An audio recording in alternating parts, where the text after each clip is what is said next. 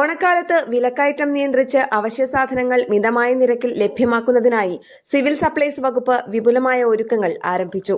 സപ്ലൈകോയുടെ Onam trade ഫെയറുകൾ August 8-നാണ് ആരംഭിക്കുക. തിരുവനന്തപുരം, എറണാകുളം, കോഴിക്കോട് ജില്ലകളിലാണ് Onam mega trade ഫെയറുകൾ സംഘടിപ്പിക്കുക.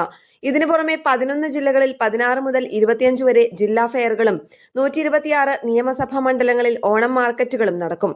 ഓണത്തിന് മുമ്പുള്ള അവസാന 6 ദിവസങ്ങളിൽ പ്രത്യേക ഫെയറുകളും നടക്കും.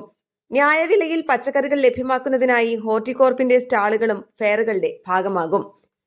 നീല റേഷൻ കാർഡ് ഉടമകൾക്ക് സാധാരണ വിഹിതത്തിന് പുറമെ 3 കിലോ അരിയും 2 കിലോ ഗോതമ്പും അധികമായി നൽകും. വില നിലവാരം നിരീക്ഷിക്കുന്ന പ്രൈസ് മോണിറ്ററിംഗ് സെല്ലുകളുടെ പ്രവർത്തനവും കൂടുതൽ കാര്യക്ഷമമാക്കും.